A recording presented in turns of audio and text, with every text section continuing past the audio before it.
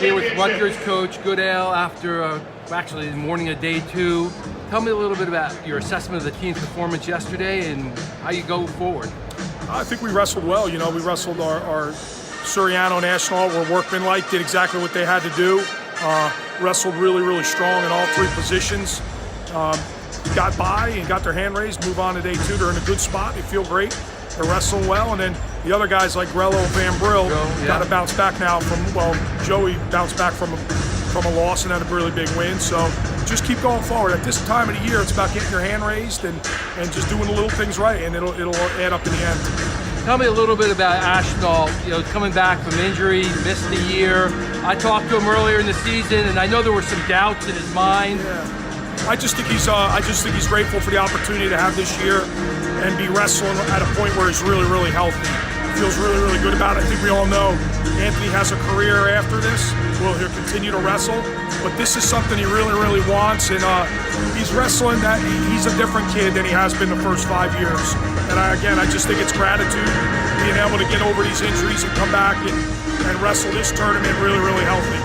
Have you seen his leadership characteristics change in his time at Rutgers?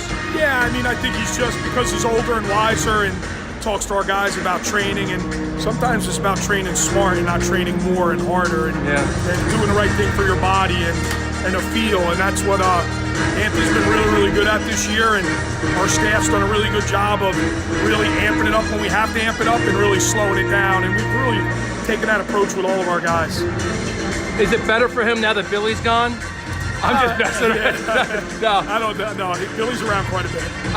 Tell me a little bit about the staff and how you handle all the guys going out there on the mat. Are you rotating? Is it just who are the personal coaches? Yeah, it's kind of guys we work with, but our guys feel comfortable with all of us in their corner. Last week we had a situation where Anthony and Nick were wrestling at the same time. We split up. Donnie goes with Anthony, been going with Anthony forever. Yeah. He goes with Nick, obviously. But our guys feel comfortable with anybody in their corner. Coach Leonardis is tight with Van Brill and Grello and Gravina. So it's and Brian Murphy's done an incredible job, and he trains with these guys. So our guys don't look at it like that. They don't. It's who's ever available. That's what we're going to go with, and that's kind of where we're at.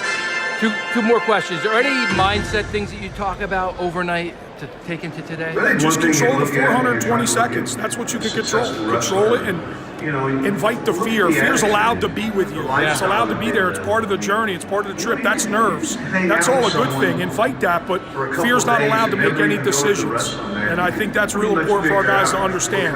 It's allowed to be there. You're allowed to be nervous. You're allowed to be excited, but those guys don't make any decisions. You ultimately make the decision on how you want to perform. Last question, Gravina. He's one of my favorite wrestlers.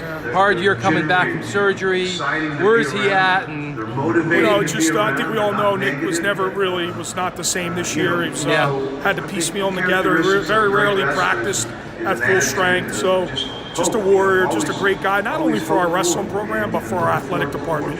He means, a lot of people don't know this because they don't see behind the scenes.